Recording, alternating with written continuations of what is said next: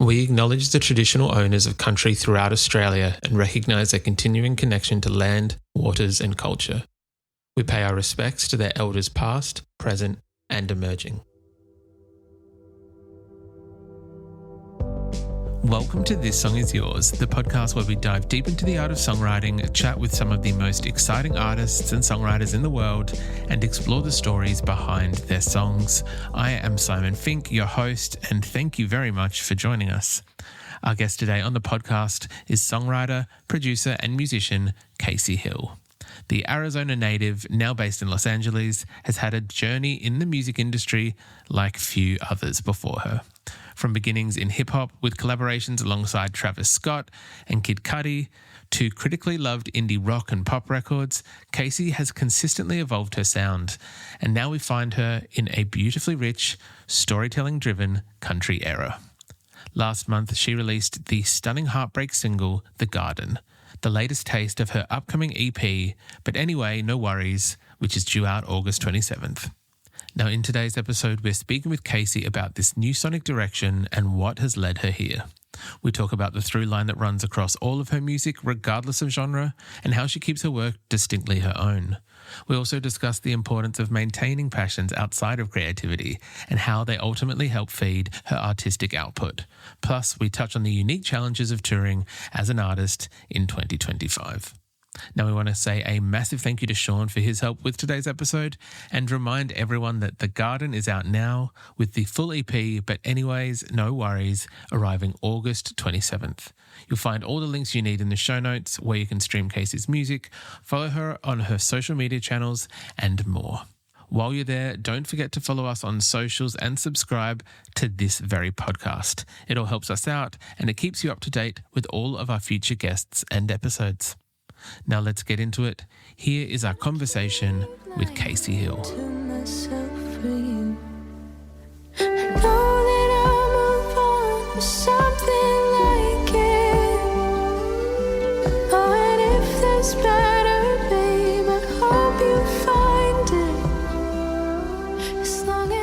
Please welcome to This Song Is Yours, Kacy Hill. Kacy, hello. How's it going?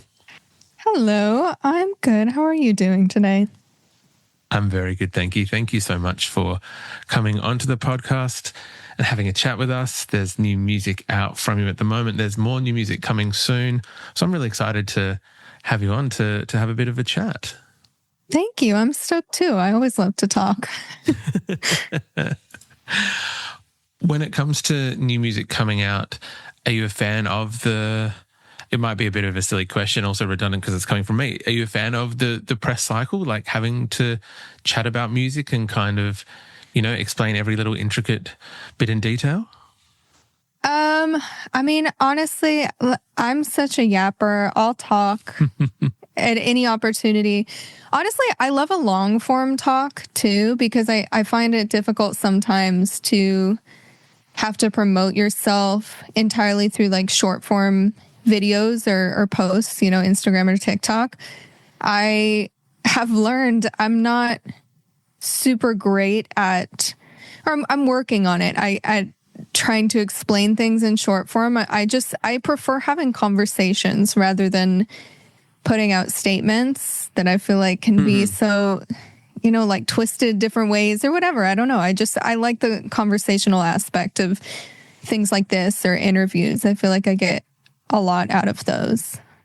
100%. I think sometimes when you're having to be more concise and you've got, 20 seconds to kind of encapsulate everything, it can kind of, as you said, either be open for interpretation or can just be not the true essence of what you're actually trying to convey.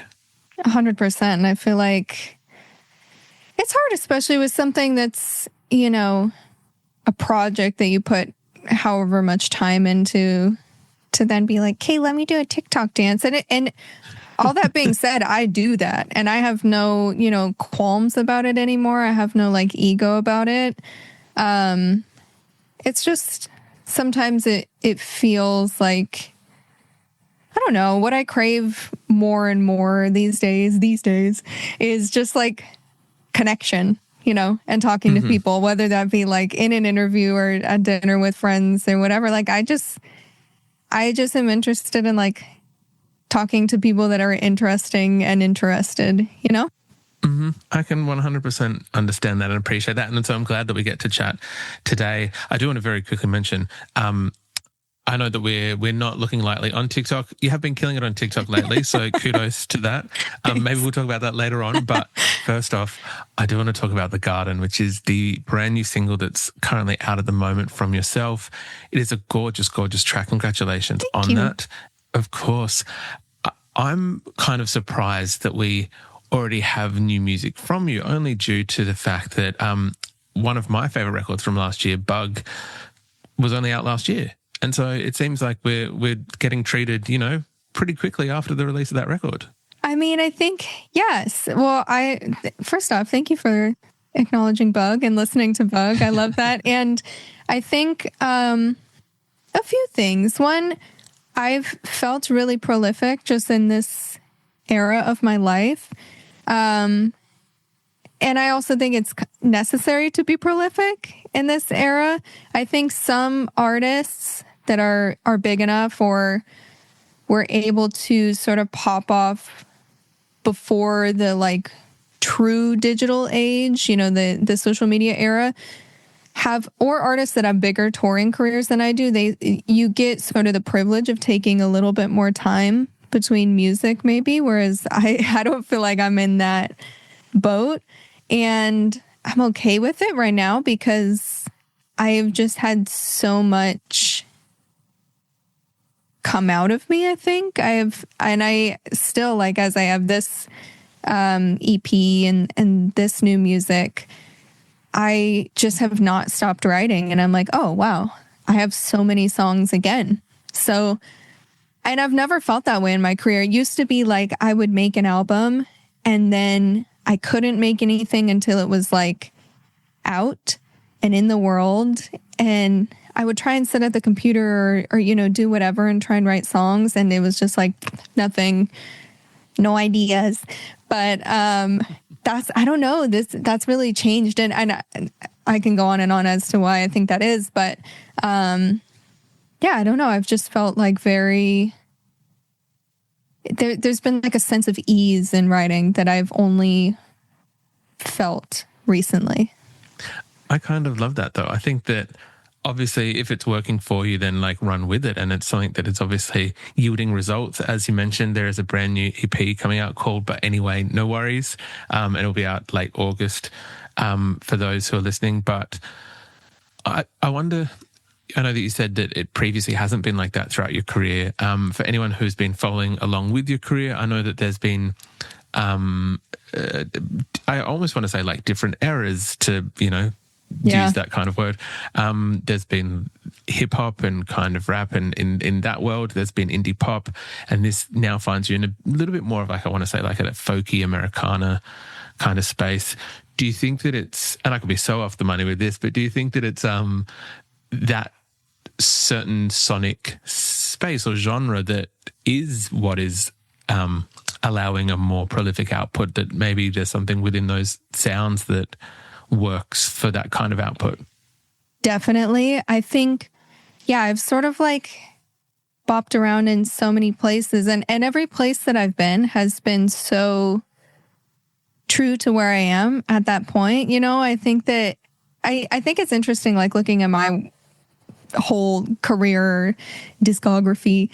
Yeah, it goes so many places, but I think, I would like to think that there's sort of a through line of myself through that. And I think going into this more sort of folky Americana songwriting, it's really about taking everything away from it and you're just writing songs. So I think there is sort of a prolific nature to just picking up the guitar or sitting down at a piano and not thinking about what the production sounds like. And I think that's very freeing also. And I think that's, yeah, you're totally right. That's been a big part of that for me.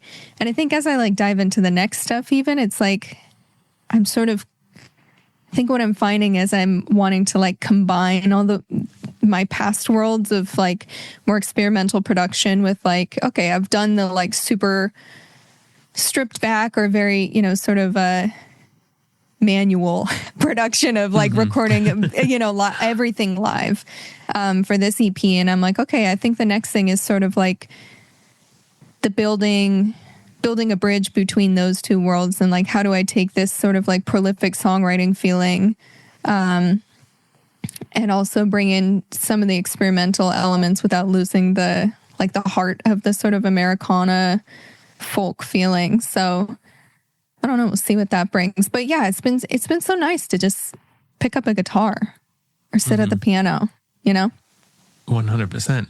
I think that there's something really special about this EP, but just kind of talking to what you just said, I would agree that there is a through line through your music. I think that we're not here to start beef with any other artists or songwriters, but you might have some people, let's say, he's never going to come on this podcast, like MGK, Machine Gun Kelly, who jumps from genre to genre, and it feels, a little disingenuous, whereas I think that listening to your catalogue and looking at what you've featured on, what you've written, what you've been a part of, there was never a point where it still didn't feel, at its core, Kacy Hill. Yeah. And I think that that's the power of the songwriting. I think we should start beef with him. I think it'd be good for both of our careers. So first off, we should start beef. Second, I think, I think you're right. I think that something that I've really tried to be very conscious of throughout my career is falling into the trap of being, I don't know if this is the right word, but it kind of is, culture vulturing as far as like genres that are not true to you. And I think, I grew up listening to like 90s country and indie rock and pop, and like everything I've done has been pulling from those things. And of course, when I my first record deal was with Good Music, so it's sort of like thrown into the deep end of, hip hop world. And I think what's so interesting about that, or what's been really cool about that, is just how much, I think honestly, like respect I've gotten from collaborators in that world still.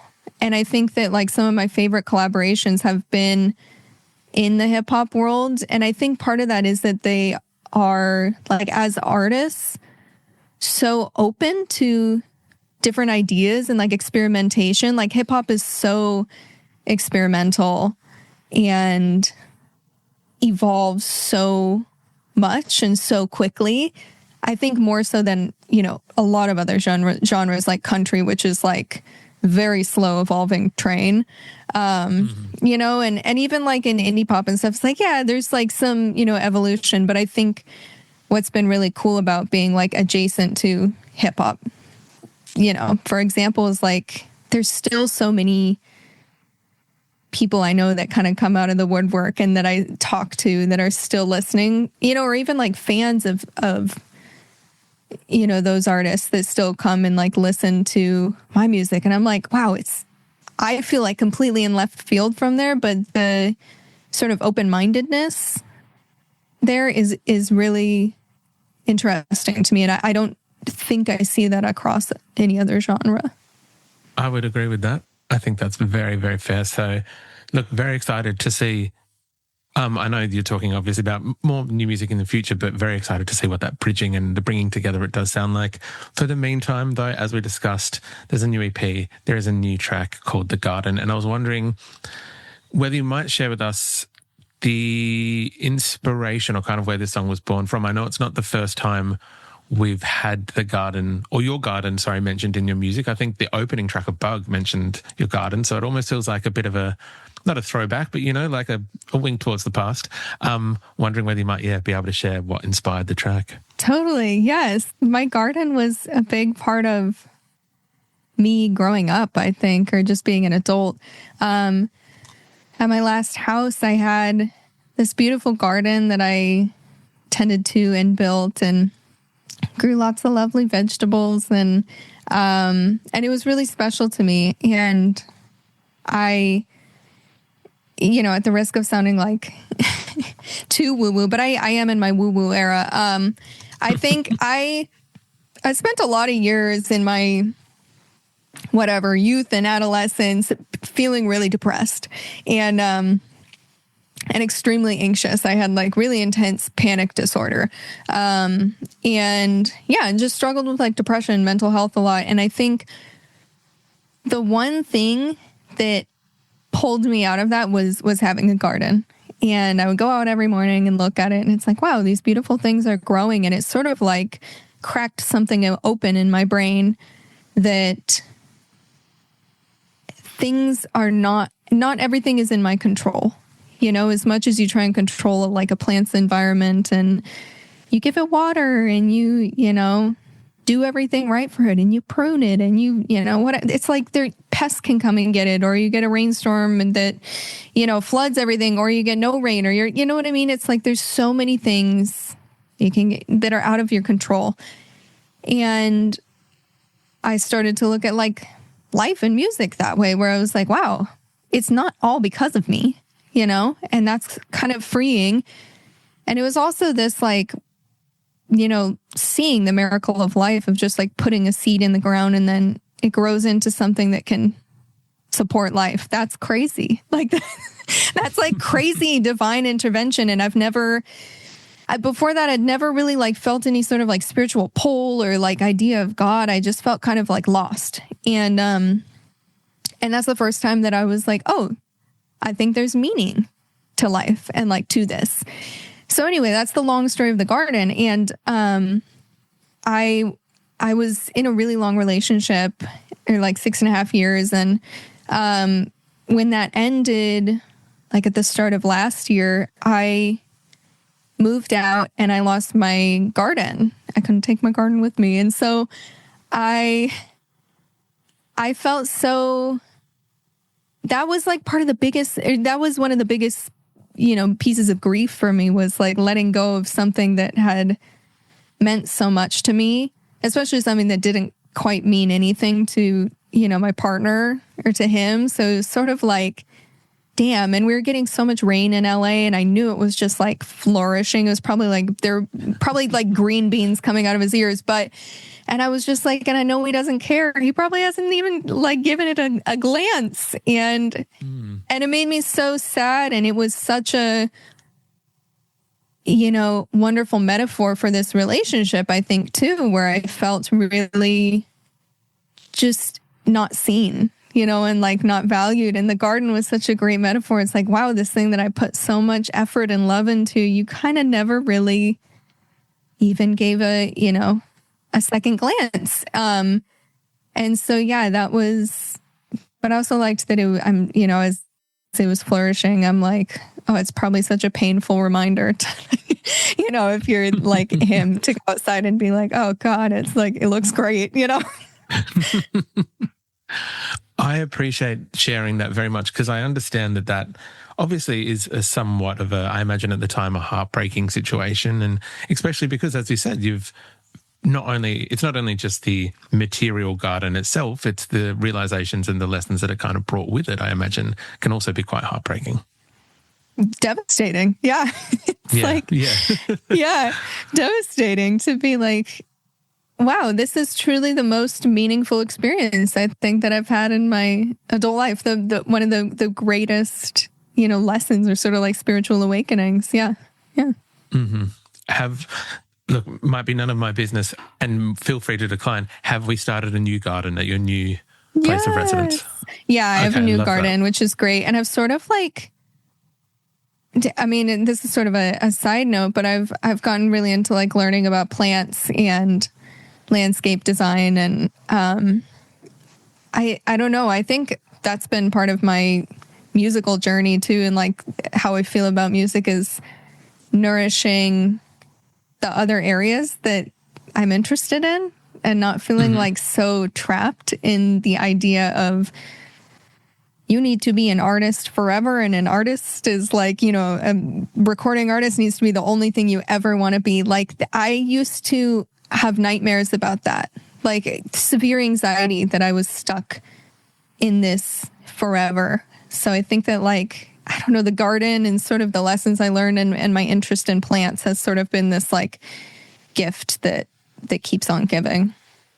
I absolutely love that though. I think obviously, and sad to hear, obviously, the end of a relationship, but silver linings in the fact that realizations come from it as well. So I'm glad that there is a new garden and that we're growing and getting new music from it as well. Look, somewhat selfishly, so I apologize.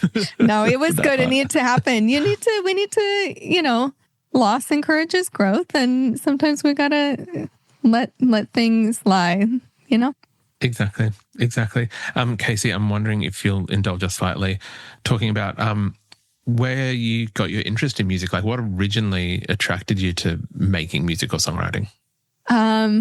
It is sort of, I feel like every answer I've given is so lengthy, but that's how I talk. I started doing music in school, just playing like in band and whatever I played piano and oboe and saxophone and sang in choir.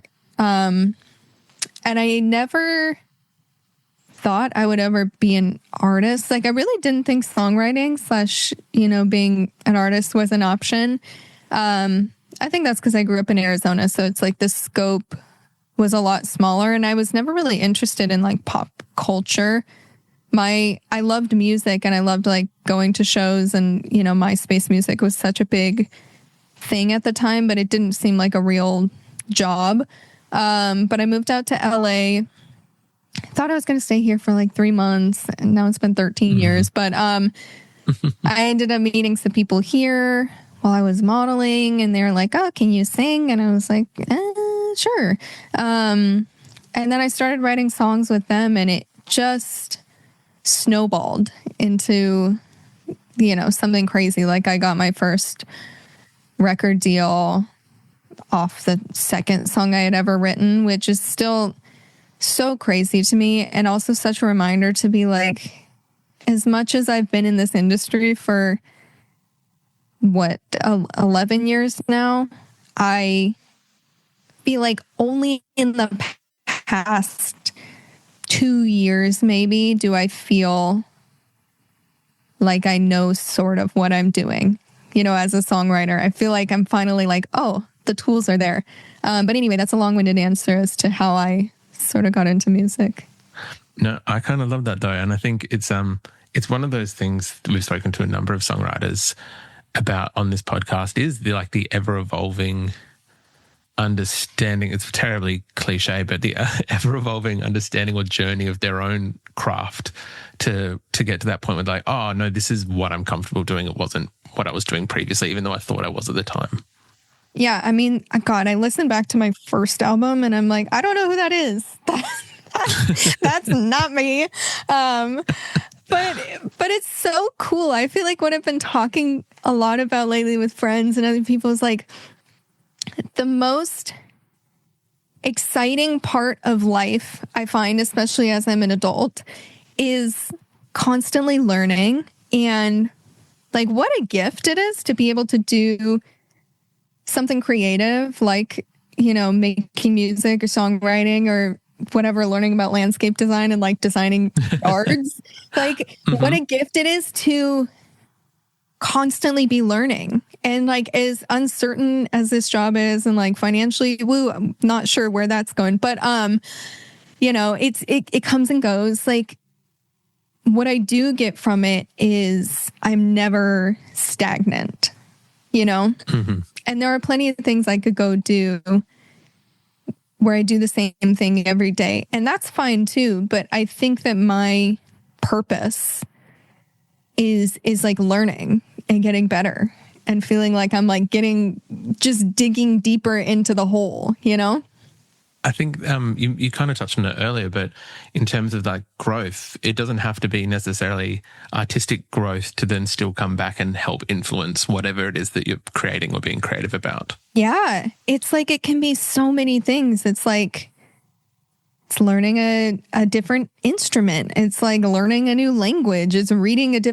reading a new book, or like exploring a different part of the world. Like, it's just, I feel so excited, honestly, when I think about all the things I can do, And I think one of the most freeing, I mean, I sound kooky, but it's true. I think one of the most freeing things for me has been letting go of the idea, and this is applicable in music, but letting go of the idea that you have to be good at something before even starting it or before even, trying something. And I think I used to feel that way when I was younger. It was like, I'm not going to look cool doing this, or I'm not good at it, so I'm not going to try. And the more you learn, you realize that like, it's okay to not be good at something and you can still enjoy it.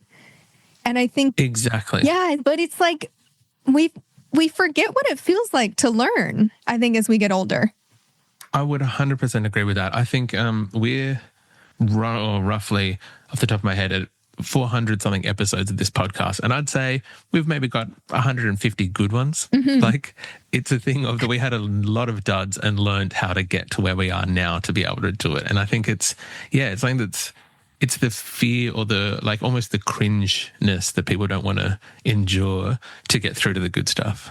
But you have to. It's like that's such a necessary part of life. And like you really do only get to the good meat really of living once you get past the fear of the cringe or the embarrassment, or just like the ego of it all, of like not looking cool to someone else or not being good enough or whatever. But you can never be good enough if you don't start somewhere. Exactly. I think that lesson is lost somewhere along the way, but I would 100% agree with that. Kacy, I'm wondering whether from memory, had a quick look. I don't think there was many or any dates on your touring schedule at the moment in support of the EP, but wondering whether we might see you back on the road in the US or around the world at some point before 2026. We will see. I have like a couple dates. I have Americana Fest in September that I think will be lots of fun. And I did like a few dates in May, but I don't know. I'm not sure when I'll get back on the road. It's not like a huge priority for me at the moment. I think I've just done enough shows, super like stripped back. How can I make this financially work?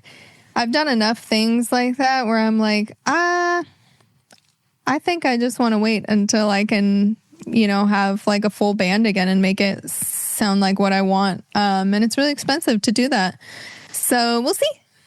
Totally fair. I think that, a number of people we've spoken to on this podcast, it is at the moment financially not totally viable to be a touring musician and bring everyone on the road to have this kind of show and presentation that you want to be able to have. So it's an interesting time.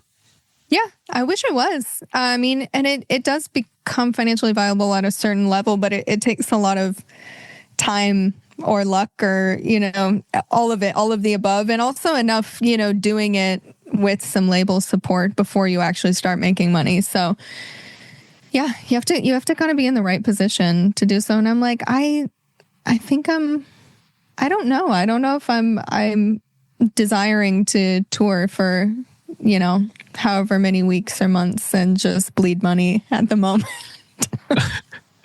I think all the things we've just said are totally fair and justified. No, I love playing shows, but it's like you get off and you're like, so I just worked harder than I've ever worked, and you're telling me I lost, I like made $2 or like lost 10,000, Yeah.